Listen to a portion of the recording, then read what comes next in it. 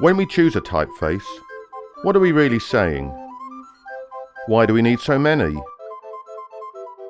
There are more than 100,000 fonts in the world, but why can't we keep to a half dozen or so?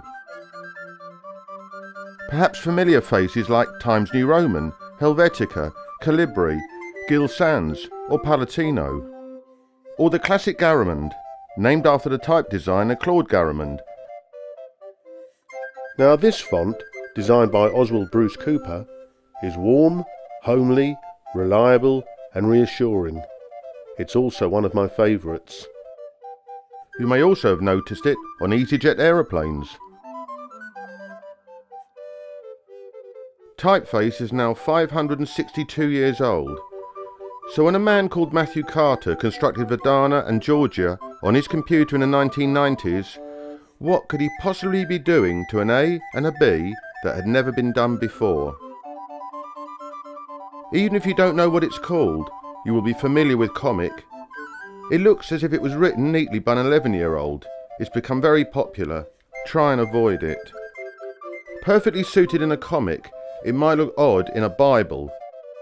And another thing, it doesn't work on tombstones either.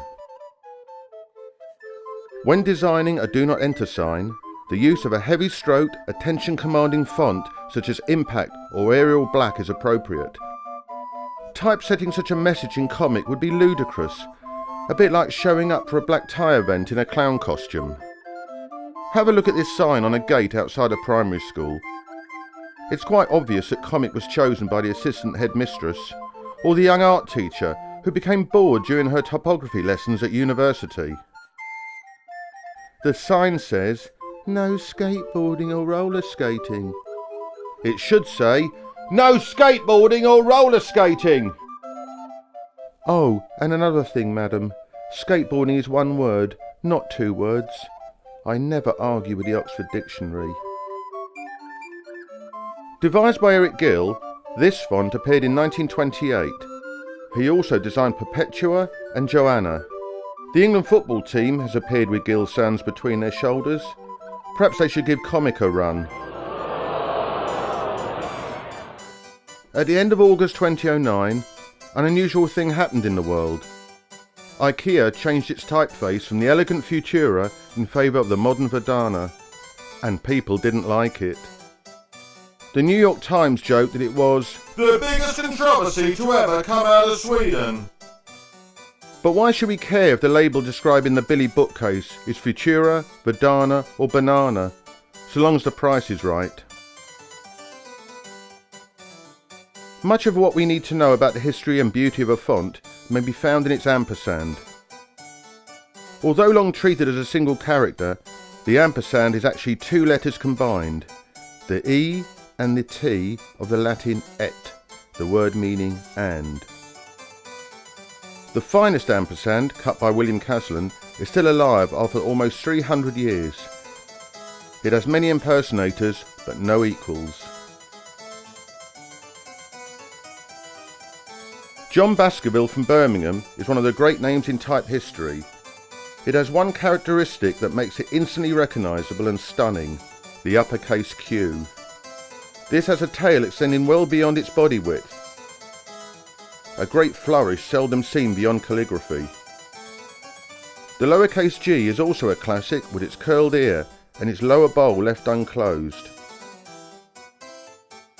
Although this font was designed in the 18th century, when Apple iPad was launched in April 2010, Baskerville was one of the 5 typefaces available on its iBooks reading device.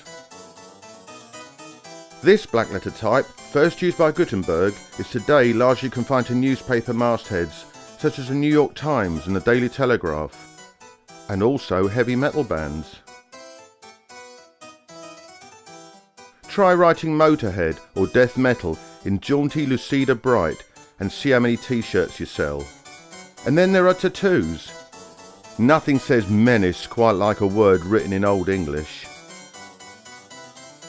It's hard to avoid if you visit Stratford-upon-Avon, or any ye olde pub, or ye olde tea shoppy. If you've ever been to London, then you should know about Edward Johnston, who devised a typeface for the London Underground. He began working on this design in 1915. The most beautiful letter was the I, on which Johnston placed a diamond-shaped dot that still brings a smile today.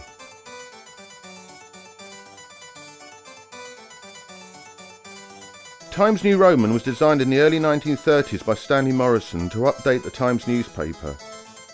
He was a brilliant typographer whose influence on modern publishing was immense.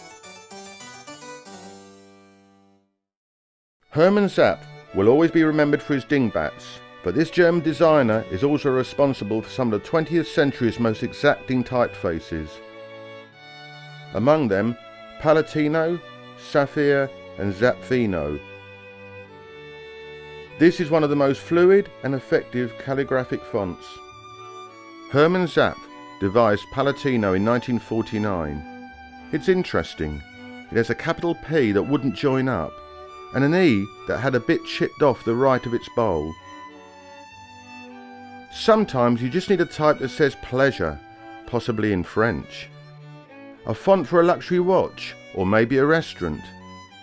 The name you need is Verdome, a font designed in 1952. One thing is certain, Verdome is as French as a baguette, proud and dismissive. This font looks as if it had been hurriedly cut out of black paper, with no attempt to clean it up. Finally, you may ask, why so many different typefaces? They all serve the same purpose, but they express our diversity. It's the same diversity we find in wine.